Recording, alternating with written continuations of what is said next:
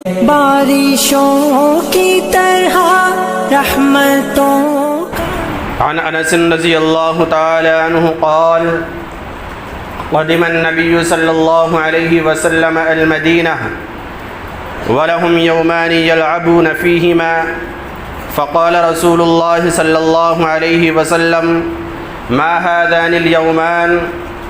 قالوا كنا نلعب فيهما في الجاهلية فقال رسول الله صلى الله عليه وسلم قد أبدلكم الله بهما خيرا منهما يوم الأضحى ويوم الفطر او كما قال علیہ الصلاة والسلام۔ معزز حاضرین کرام، سب سے پہلے ہم اور آپ آقا انعامدار جناب محمد الرسول اللہ صلی اللہ علیہ وسلم کی ذات اطہر پر ایک مرتبہ بلند آواز کے ساتھ درود شریف کا نذرانہ پیش کر لیں۔ اللہم صلی علی سیدنا و مولانا محمد وعلی آل سیدنا و مولانا محمد وبارک وسلم۔ میرے محترم بزرگوں، دوستوں، دینی اور ایمانی بھائیوں، بڑی ہی خوشی کی بات ہے کہ رب ذوالجلال نے ہم سب کو یہ مبارک لمحہ نصیب فرمایا، اور آج ہم اور آپ اللہ کے اس مقدس گھر میں عید الفطر کی نماز ادا کرنے کے لیے جمع ہوئے ہیں۔ اللہ رب العزت میرے بھائیوں اس وقت بہت ہی مہربان ہے۔ اللہ تعالی ہم سب کی حالتوں کو دیکھ کر بہت خوش ہو رہے ہیں۔ ہم کو نظر تو نہیں آ رہا، لیکن اللہ کے نبی علیہ السلام نے ارشاد فرمایا کہ جب لیلۃ الجائزہ گزر جاتی ہے اور اس کے بعد جو آنے والی صبح ہوتی ہے تو اللہ رب العزت کی خدمت کرنے والے، اللہ کی عبادت کرنے والے جو فرشتے ہیں، جو نورانی مخلوق ہے، وہ دنیا کے اندر گلیوں میں، کوچوں میں، سڑکوں پر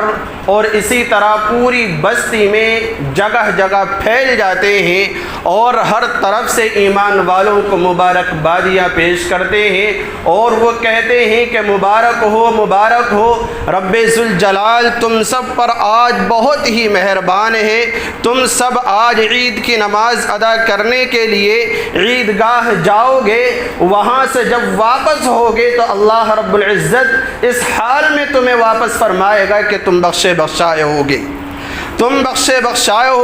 اور اللہ رب العزت اس موقع پر جانتے ہوئے خود فرشتوں سے یہ سوال فرماتے ہیں کہ یہ میرے بندے کس لیے جمع ہوئے ہیں؟ پورے مہینہ انہوں نے عبادت کی، پورے مہینہ انہوں نے تلاوت قرآن اور اسی طرح دیگر عبادات کا اہتمام کیا، تو اب میرے بندے یہ کس لیے یہاں پر جمع ہوئے ہیں؟ میں نے تو لیلۃ الجائزہ میں جو رات گزری ہے سارے بندوں کی مغفرت فرما دی ہے، ان پر انعام و اکرام کی بارش فرما دی ہے، اب کس لیے جمع ہوئے ہیں؟ تو فرشتے عرض کرتے ہیں کہ یا اللہ یہ بندے آپ کا شکریہ ادا کرنے کے لیے 2 رکعت نماز ادا کرتے ہیں، اور جو عبادات کی ہے اس پر نادم اور شرمندہ ہوتے ہیں، تو انہیں اگرچہ معاف کر دے لیکن پھر بھی یہ تیرا شکر ادا کرنے کے لیے 2 رکعت نماز ادا کرتے ہیں۔ تو فرمایا، اللہ رب العزت فرماتے ہیں کہ اے فرشتوں تم گواہ رہو، میں نے ان سب کی بخشش فرما دی، یہ اپنے گھروں کو اس حالت میں لوٹیں گے جیسا کہ میں نے ان پر جو ہے بالکل سارے گناہوں پر پردہ ڈال دیا اور پچھلی ساری خطائیں معاف فرما دی۔ تو یہ تو بڑی ہی مبارک لمحات ہیں، بڑا ہی مبارک موقع ہے۔ اللہ رب العزت نے یہ دن نصیب فرمایا۔ اللہ تعالیٰ اس طرح کے لمحات، اس طرح کی مبارک گھڑی اور اس طرح کے موقع بار بار ہم سب کی زندگی میں نصیب فرمائے، بار بار یہ موقع لے کر آئے اور بار بار اس طرح کے لمحے نصیب ہوں کہ ہم سب ایک جگہ جمع ہو کر اللہ رب العزت کی کبریائی بیان کریں، اللہ رب العزت کی حمد و ثنا بیان کریں، اور ایک ساتھ اللہ رب العزت کی عبادت کا اور اس کی ریاضت کا اہتمام کریں۔ میرے بھائیوں، یہ جو شکرانے کے طور پر 2 رکعت نفل کے طور پر ادا کی جاتی ہے، وہ صرف اور صرف اس کی خوشی کی وجہ یہی ہے کہ اللہ تعالیٰ نے پورے مہینے جنت کو سجایا، پورے مہینے جہنم کے دروازوں کو بند رکھا، ایمان والوں کے لیے ہر رات جنت کو سجایا، اس کو سنوارا، اور پھر ہر رات میں ہزاروں کروڑوں بندوں کی مغفرت فرمائی، اور پورے مہینہ جتنے بندوں کی مغفرت فرمائی، آخری رات میں اس سے کہیں زیادہ سارے بندوں کی مغفرت فرما دی۔ تو اب یہ شکرانے کے طور پر جو یہ 2 رکعت نماز ادا کی جاتی ہے، یہ صرف اور صرف یہ اس بات کی شہادت ہے اور اس بات کی گواہی ہے کہ رب ہمارا خوش ہے۔ اللہ تعالیٰ نے اگر اس توفیق سے ہم کو نوازا ہے کہ ایک جگہ جمع ہو کر ہم عید الفطر کی 2 رکعت نماز ادا کریں، تو یہ شہادت ہے، یہ گواہی ہے، یہ علامت ہے اس بات کی کہ اللہ تعالیٰ نے ہماری عبادات کو قبول کر لیا اور ہماری ساری خطاؤں پر اور ساری خامیوں پر پردہ ڈال دیا۔ اللہ اکبر، بڑی ہی خوشی کی بات ہے میرے بھائیو۔ یہ جو عید کا موقع ہے، یہ ہر قوم کے اندر رہا، ہر قوم کے اندر رہا، لیکن اس کی شکل الگ رہی۔ اللہ کے نبی علیہ الصلاۃ والسلام مکے سے جب مدینے کی طرف ہجرت کر کے گئے، میں نے آپ کے سامنے ایک روایت پڑھی، تھوڑی بڑی روایت ہے۔ حضرت انس رضی اللہ عنہ فرماتے ہیں کہ قدم النبی صلی اللہ علیہ وسلم المدینہ، کہ اللہ کے نبی علیہ الصلاۃ والسلام جب ہجرت کر کے مدینہ تشریف لائے تو یہود و نصارہ اور اسی طرح وہ لوگ جو پہلے ایمان لا چکے تھے اور مدینے کے اندر موجود تھے، تو وہ ان یہود و نصارہ کے ساتھ مل کر تہوار منایا کرتے تھے، اور 2 دن خوشی کے طور پر انہوں نے متعین کر رکھے تھے۔ اللہ کے نبی علیہ الصلاۃ والسلام مدینہ آئے اور دیکھا کہ ایمان والے بھی یہود و نصارہ کے ساتھ خوشی منا رہے ہیں، تو ارشاد فرمایا ما ھذان الیومان، یہ 2 دن کس چیز کے ہیں، آپ نے کس بات کے متعین کر رکھے ہیں؟ تو ان لوگوں نے عرض کیا قالوا کنا نلعب فیما فی الجاہلیہ، یہ تو ہم زمانے جاہلیت سے مناتے آ رہے ہیں اور اس میں کھیلتے کودتے آ رہے ہیں اور اس میں خوب ہم مزے اڑاتے ہیں، سال بھر میں ہم نے 2 دن متعین کر رکھے ہیں۔ تو اللہ کے نبی علیہ الصلاۃ والسلام نے فرمایا کہ قال قد ابدلکم اللہ بہما خیرا منہما یوم الاضحی و یوم الفطر، اے میری قوم کے لوگوں یاد رکھو، ان خرافات سے ہٹ کر اللہ رب العزت نے اس سے کہیں زیادہ بہتر تمہارے لیے 2 دن متعین کر رکھے ہیں، جس میں تم خوشی کے طور پر اپنے رشتہ داروں سے ملو، اپنے رب کی عبادت کرو اور ایک اتحاد کا اور ایک شان و شوکت کا پیغام دو۔ اور فرمایا ان میں سے ایک ہے یوم الفطر یعنی عید الفطر، اور دوسری ہے یوم الاضحی یعنی عید الاضحی۔ تو یہ 2 دن خوشی کے طور پر اللہ رب العزت نے عطا فرمائے، اور یہاں ایک غور کرنے کی بات یہ ہے کہ یہ 2 دن خوشی کے طور پر عطا فرمائے، لیکن ان دونوں دنوں کو اللہ رب العزت نے کسی نہ کسی عبادت سے جوڑا، کسی نہ کسی عبادت سے جوڑا۔ پورے مہینہ اللہ تعالی کی عبادت کی بندوں نے، اور پھر ایک خوشی کے طور پر ایک دن عطا کیا عید الفطر کی شکل میں، اور اسی طرح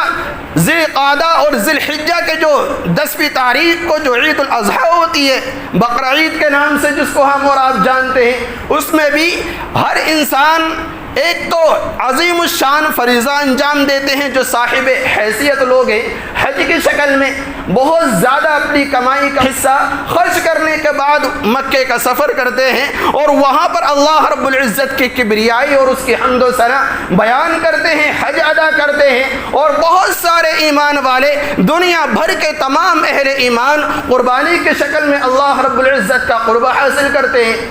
تو اتنی عظیم الشان عبادت انجام دینے کے بعد اللہ رب العزت نے بندوں کو عید الاضحیٰ کی شکل میں ایک خوشی کا لمحہ عطا فرمایا، اور عید الفطر کی شکل میں رمضان المبارک کی عبادت کے بعد عطا فرمایا۔ تو یہ دونوں جو خوشی کے دن ہیں کسی نہ کسی عبادت سے جوڑ رکھے ہیں۔ اللہ رب العزت نے پہلے تو ہمیں ایک طریقہ بتایا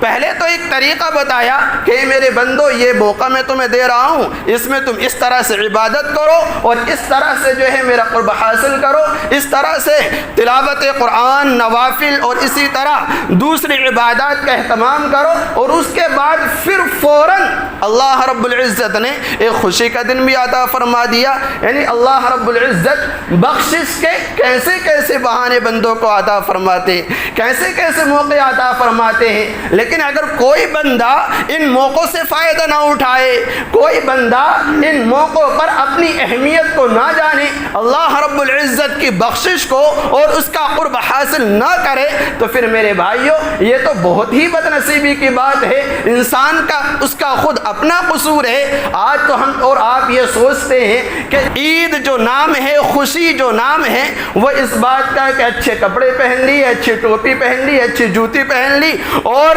کچھ رقم جیبوں کے اندر ڈال لی اور اسی طرح چکر لگا رہے ہیں، ہنس رہے ہیں، کھیل رہے ہیں، ادھر ادھر جا رہے ہیں، خوشی ہو گئی۔ میرے بھائیوں مبارک اور اسی طرح خوشی اور عید صرف اصل عید کا حقدار صرف وہ شخص ہے کہ جس نے پورے مہینہ عبادات کا اہتمام کیا، جس نے تلاوت قرآن کا اہتمام کیا، وہ مبارکباد کا اور اسی طرح مبارکبادی کا مستحق ہے۔ جس نے تہجد کا اہتمام کیا، تراویح کا اہتمام کیا، روزوں کا اہتمام کیا، نماز کا اہتمام کیا، وہ بندہ اصل مبارکباد کا مستحق ہے، وہ بندہ اصل مبارکباد کا مستحق ہے۔ اگر چاہے اس کے بدن پھٹے پرانے کپڑے کیوں نہ ہو، میلے کچیلے کیوں نہ ہو، سر پر ٹوپی ایک پرانی کیوں نہ ہو، پیروں کے اندر چپل ٹوٹی پھوٹی کیوں نہ ہو، لیکن اگر اس نے عبادات کا اہتمام کیا ہے تو حقیقی طور پر یہی بندہ وہ ہے جو حقیقی معنی میں مبارکبادی کا مستحق ہے۔ اور اس کے علاوہ جس نے تلاوت قرآن کا اہتمام نہیں کیا، نمازوں کا اہتمام نہیں کیا اور تراویح کا اہتمام نہیں کیا اور اسی طرح دوسری عبادات کا اہتمام نہیں کیا اور اپنی منمانی کی زندگی گزاری، اپنے منمانی سے وقت کو ضائع کر دیا، ہم اس کو مبارکباد دیں۔ کس بات کی مبارکباد؟ کہ بھئی تو نے بہت اچھا کیا نمازیں چھوڑ کر، تجھے مبارک ہو، عید مبارک ہو، یہ کس بات کی مبارکباد؟ میرے بھائیوں مبارکبادی کا مستحق تو اصل میں وہی ہے کہ جس نے اللہ کی عبادت کا اہتمام کیا ہے، اللہ کا قرب حاصل کیا ہے۔ حدیث پاک کے اندر آتا ہے کہ جس نے رمضان المبارک کا مہینہ پایا اور وہ رمضان المبارک کے مہینے میں اللہ کی عبادت کر کے اللہ کا قرب حاصل نہ کر لے، وہ بندہ بہت ہی تباہ و برباد ہو جائے، ہلاک ہو جائے۔ جس کے والدین دنیا کے اندر موجود ہوں وہ ان کی خدمت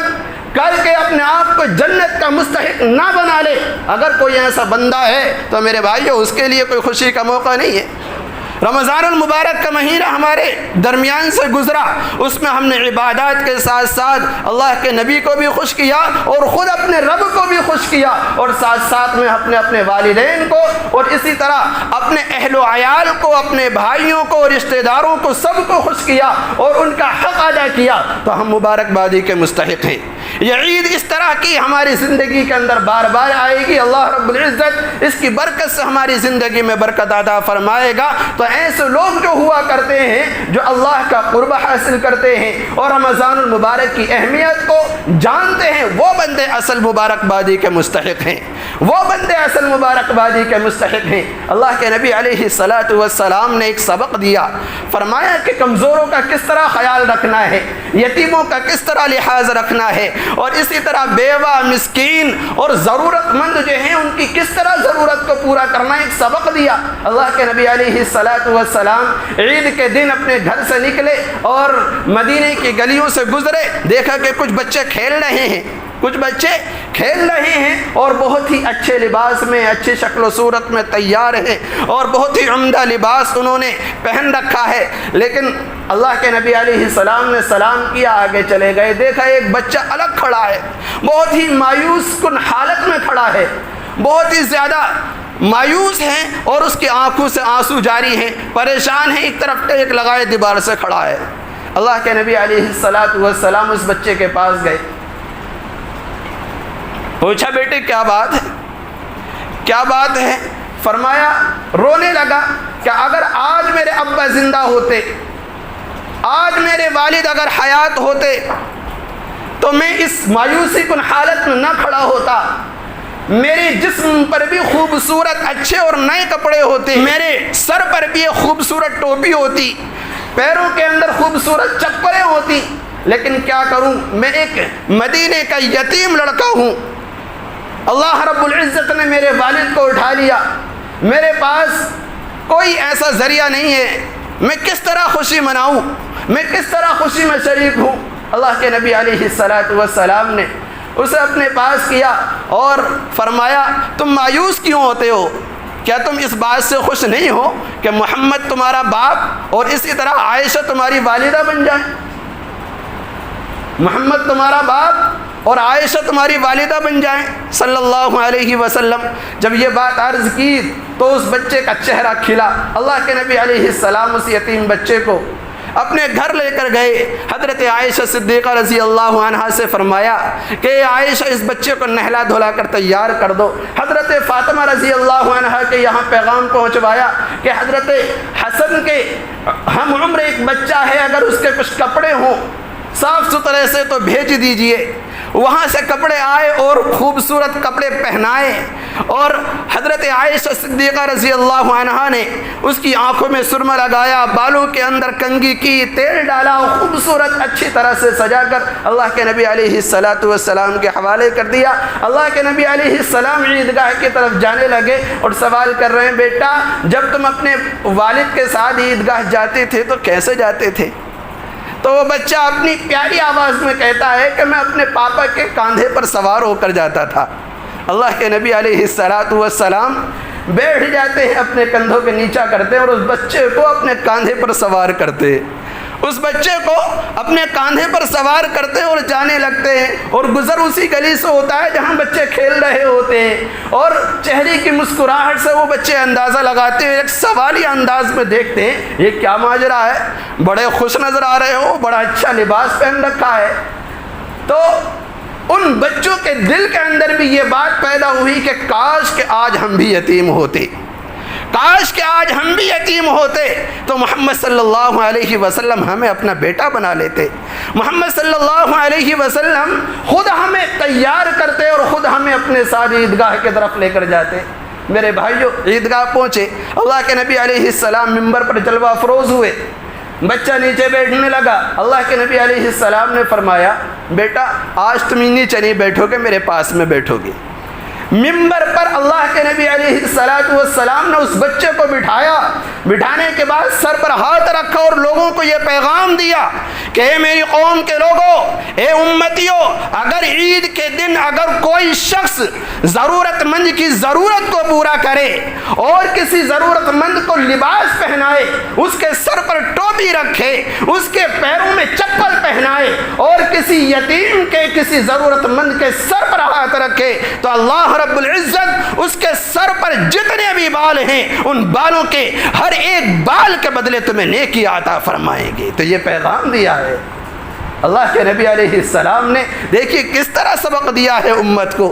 کس طرح سے سمجھایا ہے۔ تو میرے بھائیوں، اس موقع پر ہم اپنے بچوں کو اچھی طرح سمجھائیں، آج انہیں بالکل فری کر دیں، کھیلنے دیں، شریعت کی حدود میں رہتے ہوئے، انہیں ڈانٹے نہیں، انہیں دھمکائے نہیں، انہیں ضرورت مند ہیں ان کی ضرورت کو پورا کریں، اور حقوق والے ہیں، رشتہ دار ہیں، بھائی ہیں، بہنیں ہیں، ان سے ملیں، اگر نہیں مل سکتے فون پر رابطہ کریں، دعا سلام کریں، عید کی مبارکباد دیں۔ یہ موقع بار بار نصیب نہیں ہوتے، اللہ تعالیٰ نے آج نصیب فرما دیا، آئندہ سال پتہ نہیں ہم میں سے کون ہو کون نہ ہو۔ اللہ تعالیٰ ہمیں یہ دوبارہ لمحہ نصیب فرمائے نہ فرمائے، کیا پتہ، اس لیے یہ موقع ہے ہم اپنی بہنوں سے فون پر رابطہ کریں، جو آ سکتی ہیں یا ہم جا سکتے ہیں ان سے ملیں اور ان کی خوشیوں میں شریک ہوں، ان کی حوصلہ افزائی کریں، اپنے بھائیوں سے ملیں، اگر بول چال بند ہے ان سے ملیں، معافی مانگیں، اپنے دلوں کو صاف کریں۔ یہ موقع بہت ہی اللہ رب العزت نے مبارک موقع عطا فرمایا ہے، اور یہ بہانہ ہے ہم ایک دوسرے کے گھر بلائیں، اپنے دسترخوان پر شریک کریں، اس کی خوشیوں میں شریک ہوں۔ اللہ رب العزت ان چیزوں سے بہت زیادہ خوش ہوتے ہیں، بہت زیادہ خوش ہوتے ہیں۔ بھئی یہ اتنا عظیم الشان پیغام بندوں کو ملتا ہے کہ بھئی بندے اپنے عیدگاہ سے، اپنی مسجد سے جائیں گے، بخشے بخشائے جائیں گے۔ گھر پر جا کر سلام کریں گے، والدہ سے ملیں گے، اپنے والد سے ملیں گے، بہنوں سے ملیں گے، کتنی خوشیاں پھیلیں گی،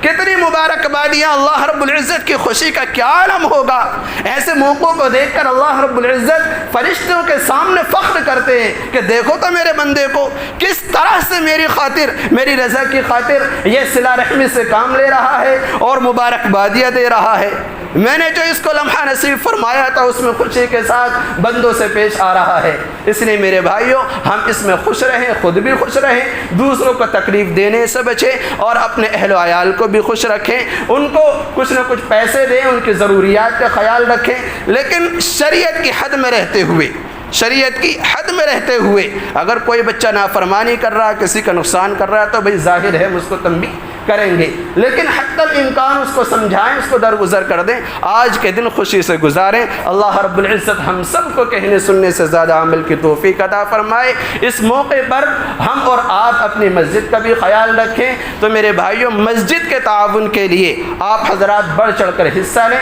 چند حضرات کھڑے ہو جائیں اور جو حضرات دینے والے ہیں جلد از جلد تعاون پیش کریں۔ اللہ تعالیٰ آپ سب کے تعاون کو قبول فرمائے۔